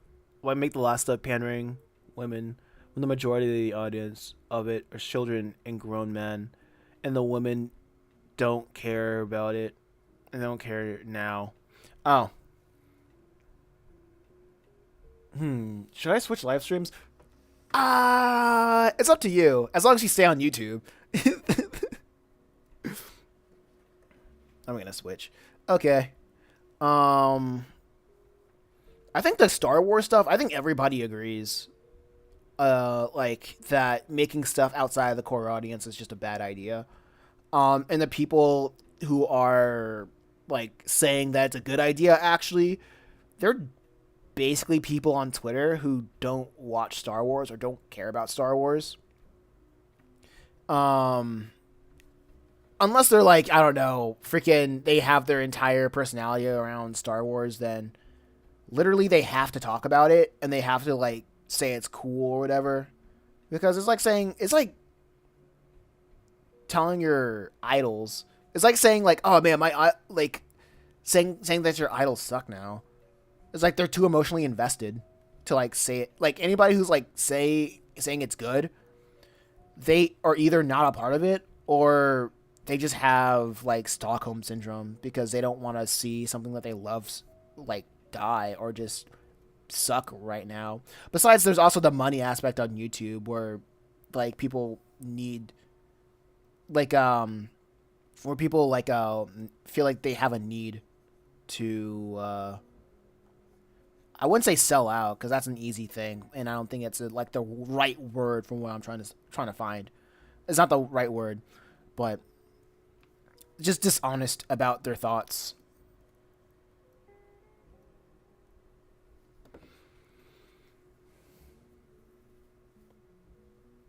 Yeah, I mean, yeah, I I have my watch Star Wars. Yeah, sell out. Well, they end up selling less. No, I'm not talking about like Star Wars. I'm not talking about Lucasfilm. I'm not talking about Disney selling out. I'm talking about which they have sold out to like BlackRock and like all these like financial firms that essentially hold all their money. Um, that essentially hold all their money. Because they want to merge culture into like a certain form. Um, I believe in that. Honestly, I believe in that conspiracy theory. Careful, they're listening. That's fine. As long as I don't say who they actually are, I'm good. Uh, like as long as I don't say who they actually are, because I've been around. I've been looking at controversial figures. I know who they are. Um, uh, I just realized the correct screwed me over. I haven't watched Star Wars. Autocorrect, sorry, but yeah, but literally, it just comes down to uh people with money wanting to form culture in the way that they see fit and not how the way that it should be or the way that people want it to be. And that's just about it. Lord of the Rings too, by the way. Yeah. If you see like any kind of stuff like any kind of like movies that pushes like a narrative that's outside of reality, or it just doesn't gel right with you, then there is some subversive figure in the background wanting to form form reality based on the media that you consume, if that makes sense.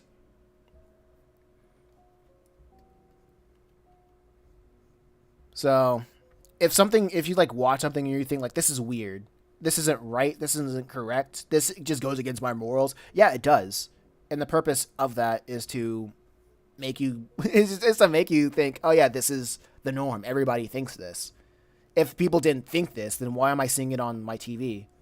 Why am I seeing it on TV? Why am I seeing um these talking heads talk about it? If these talking heads are talking about this thing so much, then it must be important, right? You know what I mean? Oh, talking. Oh, my favorite political commentator, my favorite media media reviewer, my favorite critic is talking about these things, and they're giving this thing that I think is lame high praises. So I must be the odd one out.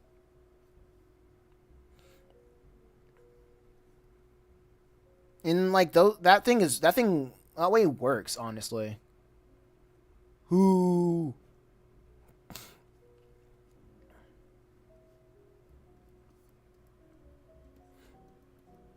Wait, who? Like who? I haven't seen Lord of the Rings, but I've seen like a bunch of.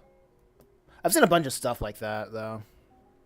I remember I had a podcast, and I think it was like the third episode of the Drunk Solo podcast, and my guest was, yeah, who's talking about Lord of the Rings? I don't know. People who critique, like, generally, I don't look for it. Every time I see it on my timeline, I just say not interested. So like the people, like usually people who, honestly, if you find somebody that has like their channel dedicated to stuff like that or just pop culture, that they're probably the prime culprits of talking about it. Or if you just type in Lord of the Rings review, you'll find it. Oh, not Lord of the Rings, but like not like not like Lord of the Rings, the Rings of Power. Wait, hold on. Okay,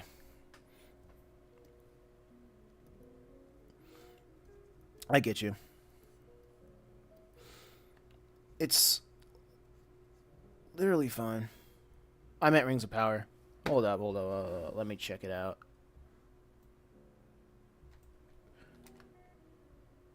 I thought Lord of the Rings was one of the things that was kind of interesting.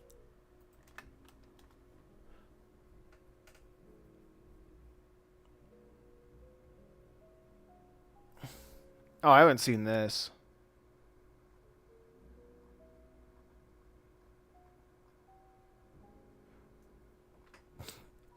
What is the Rings of Power? I haven't seen that. Yeah, I haven't seen that. I haven't watched a lot. I have not watched a lot of stuff. Usually, when I see like people talk about like woke or DEI or stuff like that, I just freaking turn away. So what's the time in America? East Coast America, 10:40. This was supposed to be like a 1 hour stream, but I'm a sucker for like talking to people that want to talk to me, so I'm fine.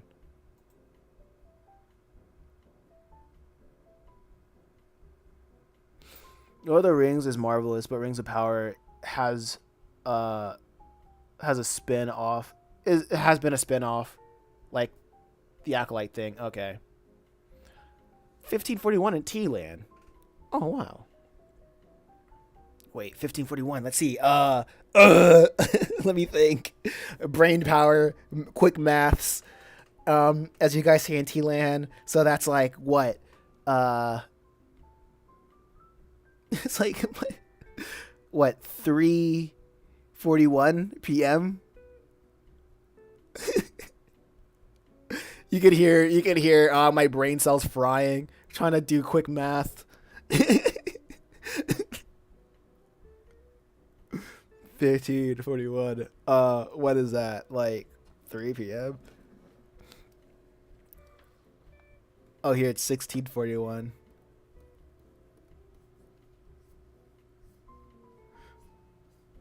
Dang. I really gotta be streaming in the morning for you guys, huh?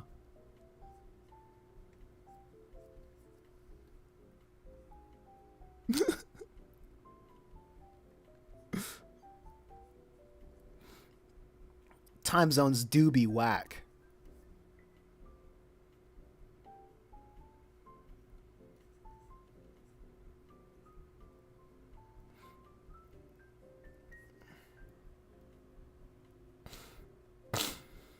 Let's see. But yeah, honestly, when people talk about like woke or DI stuff, it's like I don't care. It's not that like I'm saying that they're wrong into like feeling or like noticing patterns and whatnot. It's more like just to turn to earlier in the stream. If you hate it, stop talking about it. Just stop. Just be like, it's dumb. I don't like it. Hey, I don't like it. Anyway, next thing. Here's something that I do like. Here's something that people should pay attention to.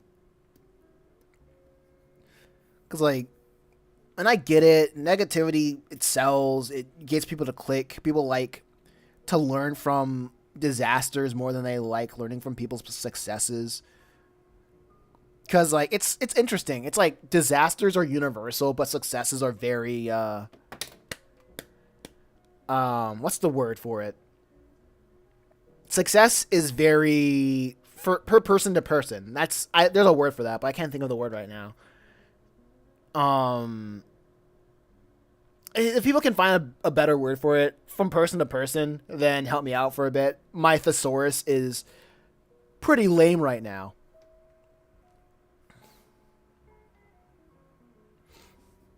But that's my thing.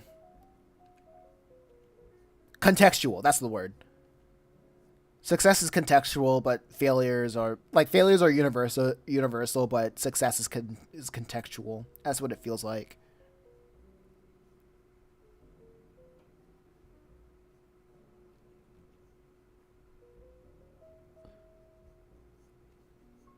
But maybe I'm wrong. I feel like I'm wrong with that.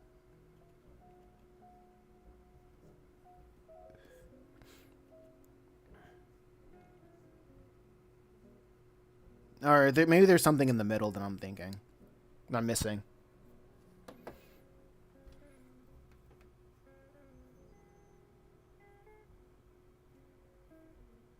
Oh, you guys are talking about countries I can't put on the map. Just kidding. I think I can.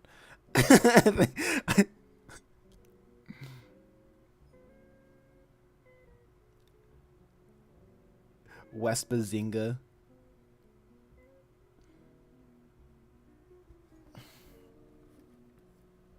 My Americanism is showing. I'm trying to find a better way to draw hands.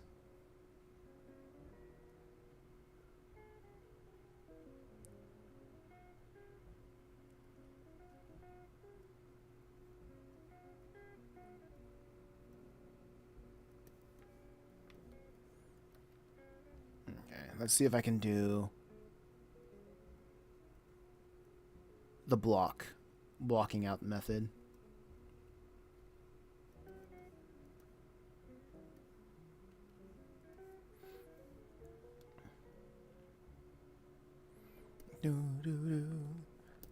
Everybody's talking about history in the chat.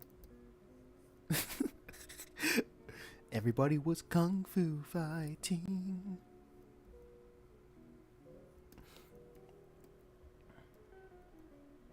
But yeah, yo guys, since you're in the vertical chat, is it looking all right for you guys?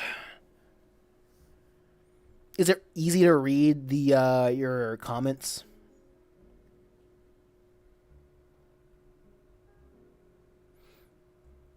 Mason, do you know European history? Very little. Very little. I'm not European. In America, it's very American focused. If it's like if it's relevant of something that I should know, then I'll brush up again. I'll brush up against it. I'll brush up my knowledge. I think the few European history I know is just early Christian history.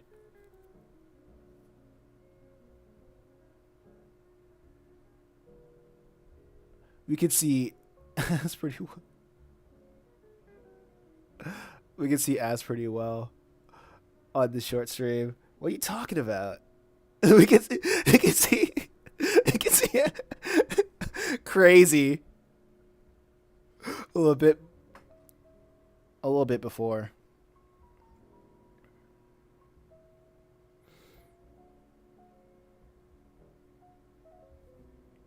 What's Oh yeah, this is pretty good.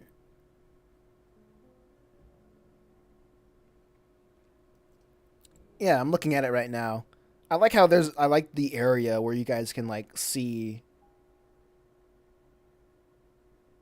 Well, you guys can see the chat because of the black background. You said you liked it before when the one thing I didn't like how I had it before is that you could barely see the chat because of the white page.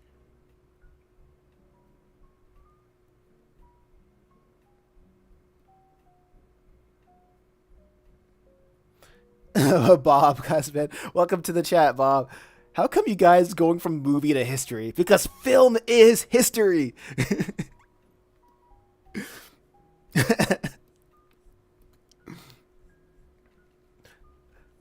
I think we made the jump because of time zones.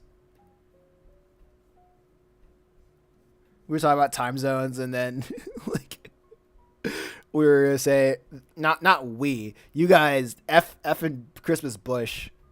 It doesn't even matter. I'm just saying. Like I'm Goku. Hey, call me Goku, cause I'm just saying. Yeah, I'm awesome.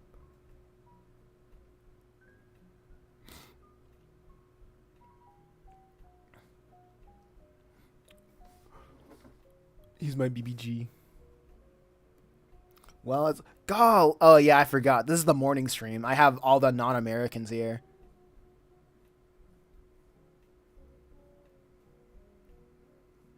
I was like, why is it nighttime for everybody? And I was like, oh yeah, wait, never mind. Nobody wakes up and looks at YouTube Live. Like people only do that when they're like coming home from work. Or they just got home from work or school or whatever. And they're ready to go to bed. That's why I moved my YouTube Lives to like a later time.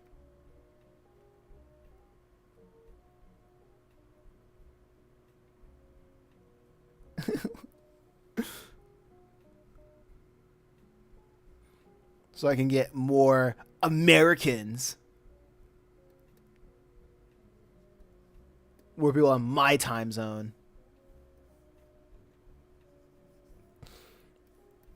But I noticed that like morning streams get an international audience, and that's cool. But night streams is where I get more Americans.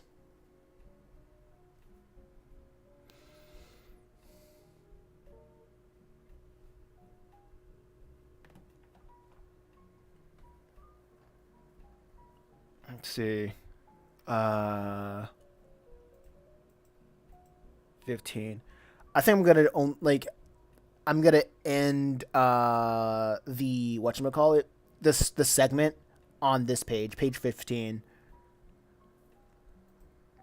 So once I'm done like inking page 15, I'm gonna go back and add like the hatching and all that stuff and make it look better, make it look cooler.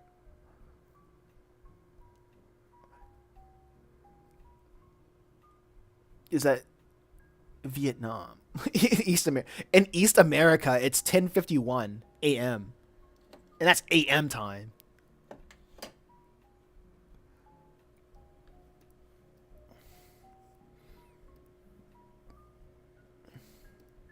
So literally, if you show up on the stream like right now at this current time, you will get somebody from like a different country joining in.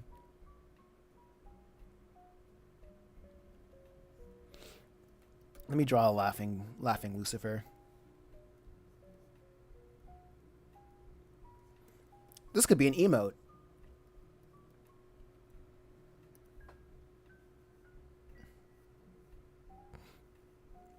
If I had the money, I'd probably commission an artist to animate this panel.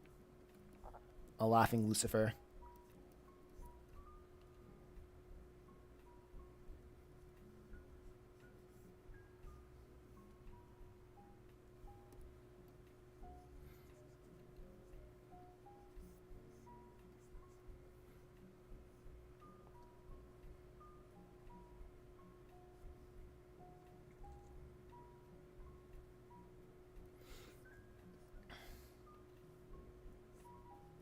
Okay, drawing the nose like this.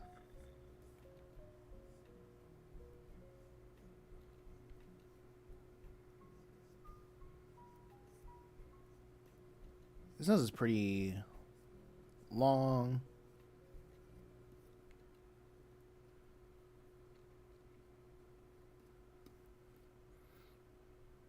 Watch when this stream is done. I will draw Beelzebub as a kawaii uwu girl. Beelzebub. He'll draw Beelzebub.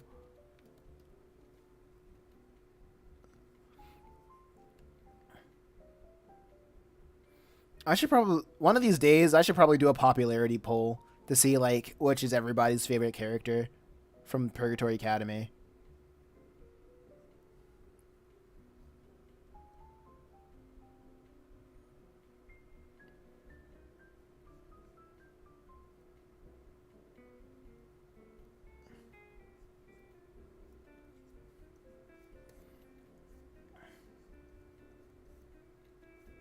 Because I know it's like I know everybody's favorite character from Chimera Island is Ruth. Um, or just everybody liked Ruth's part. I don't know if Ruth is their favorite character, though.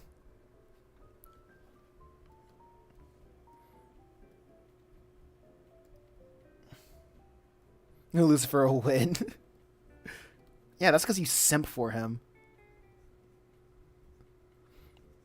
If I can get any probably. If I can get anybody to like any celebrity to voice Lucifer, I would either get like the guy that voiced Homelander from The Boys, or I would get the guy who voice acts Handsome Jack from Borderlands. And that's how I imagine his voice would sound like.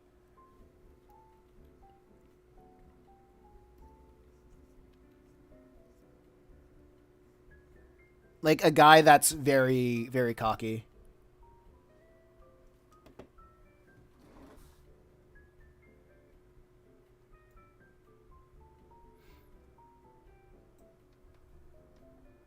David Attenborough. I cannot pronounce names.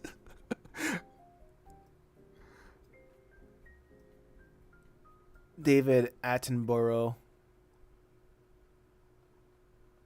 I haven't heard anything that he was in. He looks like he has a nice voice.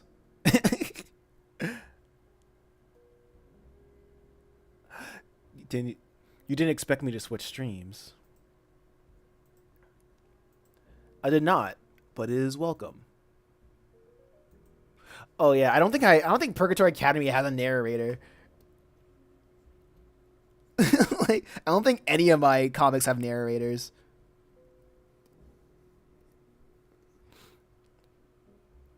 Wildlife documentary legend. For that, I would probably give that to Beelzebub.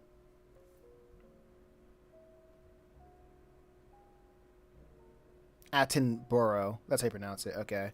Or he would just have or he would be the voice of Beelzebub. I imagine Beelzebub having the voice of either kind of like that, or Mr. Harriman from Foster's Home for Imaginary Friends.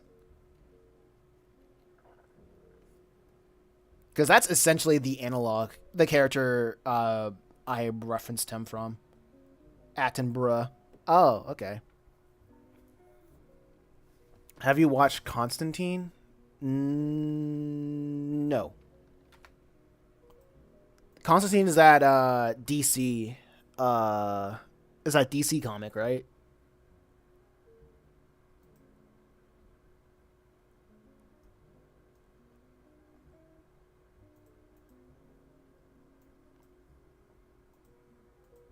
You could use AI Obama and Trump, Biden, Bush, and those guys. Honestly, I don't know where to go to get to get those like celebrity voice actor to get like those celebrity voice actors or whatever.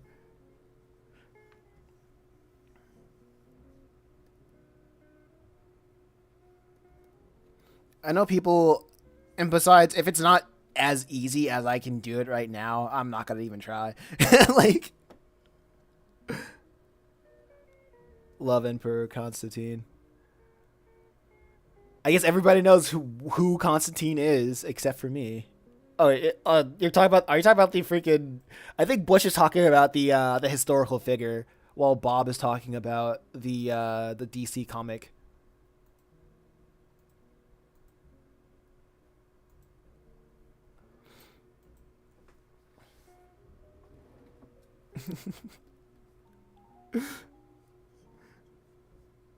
Uh, Lucifer has the voice of AI Obama.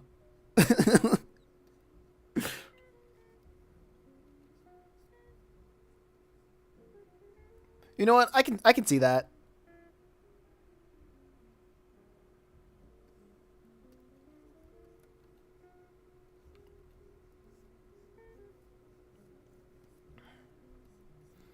Lucifer sounding like Obama.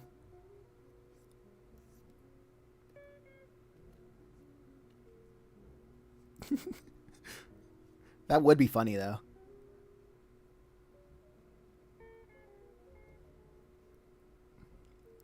My fellow citizens of hell. Like,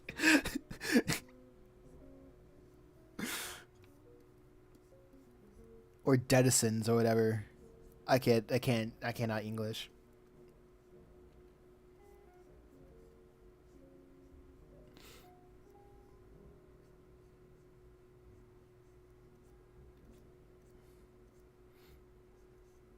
Let's see.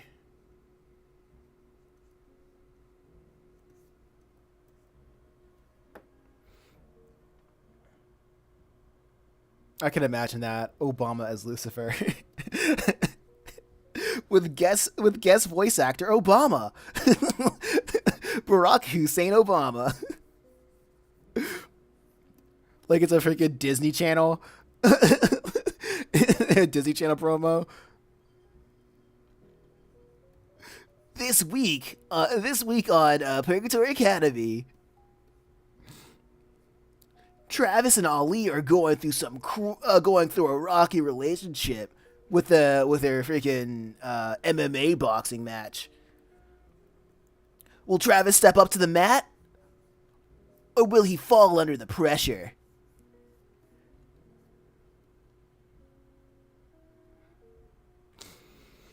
I know it.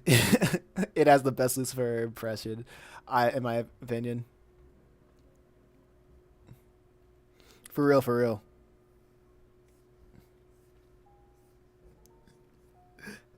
This week on Purgatory Academy, we got special guest star Barack Hussein Obama as Lucifer. Purgatory Academy, only on Disney Channel. That would have been honestly, if that would have been a crazy move.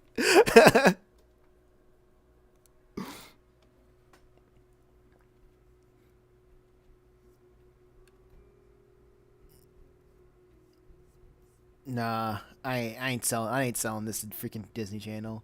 I'd rather sell this to Warner Brothers and they sell it off as a freaking tax write off than give it to Disney. Like,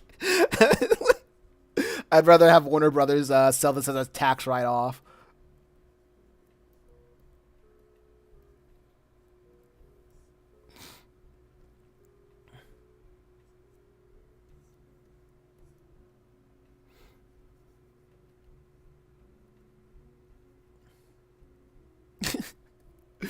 Man.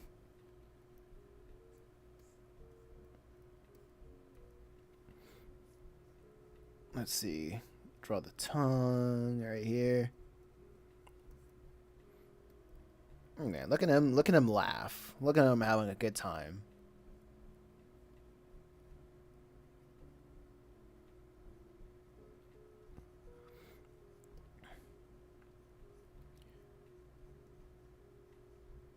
Like, what channel? What channel would you expect this comic to be on? If you could like guess, what would be a good fit for Purgatory Academy if it had a if it had like a TV adaptation? Adults one would be too obvious.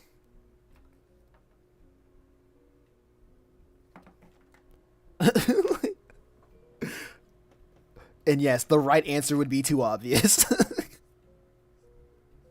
Besides, Adult Swim is probably dead.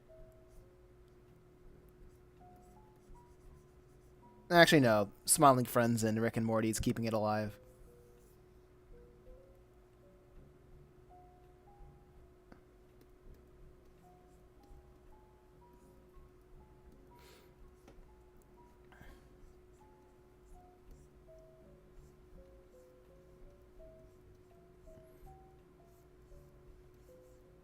Let's see.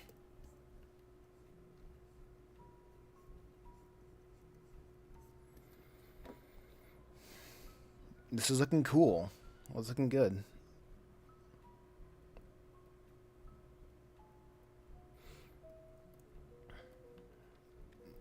Oh wait, something came up. I didn't notice. Let's read.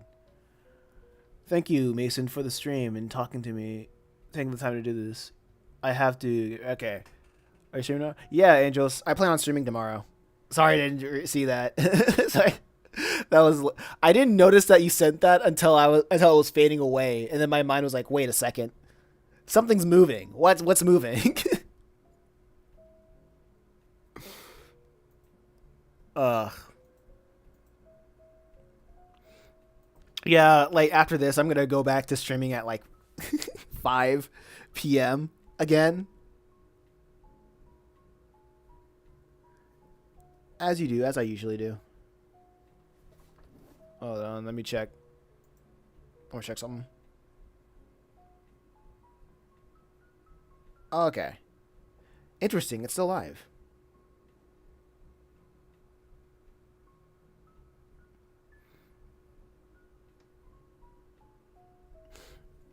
The connection with the body seems to be a bit off in my opinion. I may be wrong. Oh yeah, you're right. I'm just going as it looks right now. I'll be back to my director stream. All right, looking forward to it. Expression is good though. Thank you. Like right now, I'm focusing on like one thing at a time. I want to get the expression down first and foremost, and then seeing how that connects to the body, I'll figure about. I'll deal with that when I get to it. That's a bridge I'll cross when I get to it.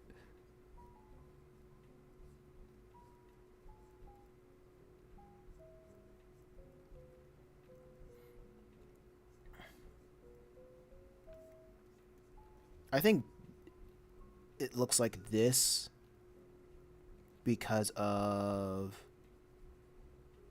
the angle. I always have to like draw the contours just to make sure.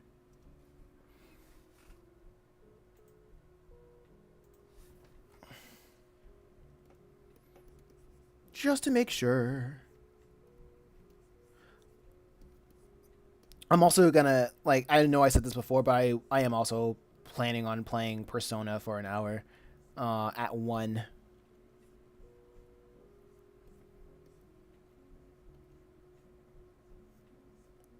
But we'll see who'll turn out for that.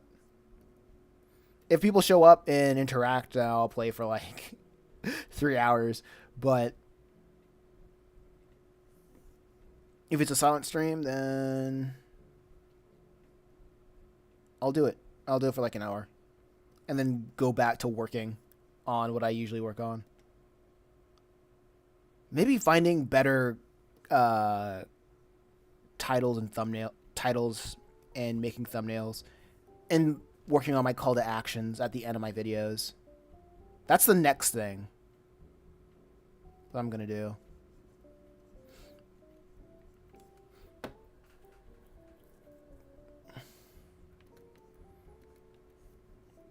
I want people to either subscribe to the Patreon or just buy the digital books. I'm also thinking about working on the Etsy store so I can have like print on demand stuff, but I don't know what people would like. I gotta figure out what people would like, what kind of merch people would want to buy.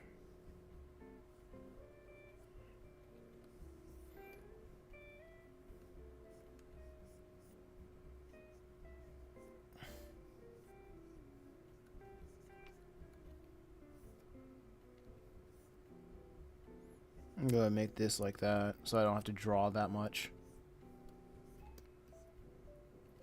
This is the torso. Yeah, what kind of merch do people like?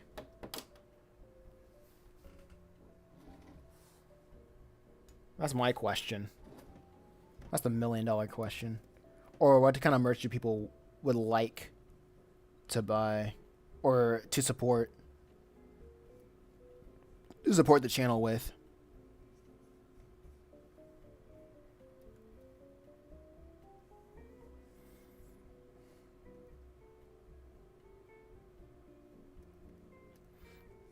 I think for this expression, I'm going to make his neck a little bit long.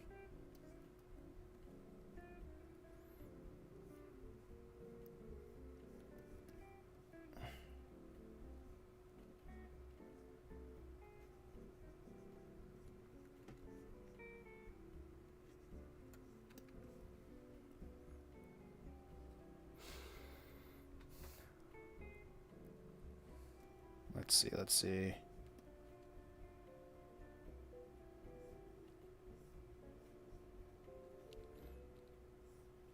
Gotta do it like this. Da da da da da.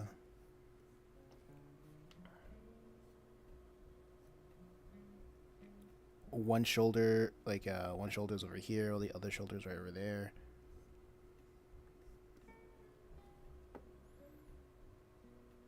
Hey, this is looking pretty tight.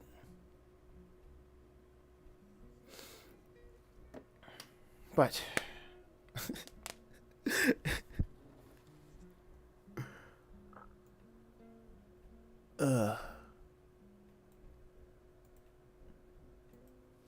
okay. I'm gonna see how far I can make it through this drawing. Because, like, I just had, like, I have like a tendency to like work on something, and I'm like, you know what, I'm done working, you know, and I'm like, that feel weird. I probably should. Well, I'm gonna start drawing. I'm gonna work on this again tonight at 5 p.m. Eastern Standard Time. Like I did say I was planning on just streaming this like for an hour. So I'm getting pretty tired, and I need to use the restroom. So I'm gonna end. I think this is a good place to end the stream. I think I did some pretty good progress for the morning. I'll work on this again tonight and continue. Because right now, oh man, do you see this? That's 4 panels. 1 hour? Yeah, this stream right here, I meant to do this for an hour. But I was like, we're nearly 3 hours in. Nearly. Uh, nearly.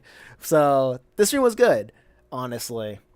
But now I gotta use the restroom, and I'm like, might as well end the stream now. Might as well end the stream now. And do it and like stream Persona for in the middle of the day. Eat food, stream Persona, and eat food again, or just go on a walk, and then end the day with a 5 o'clock stream. That's my plan for the rest of the day.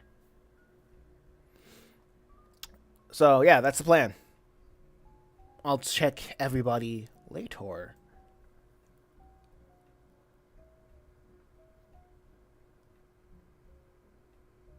We'll go be a person. We'll go be a person. I will. All right, peace.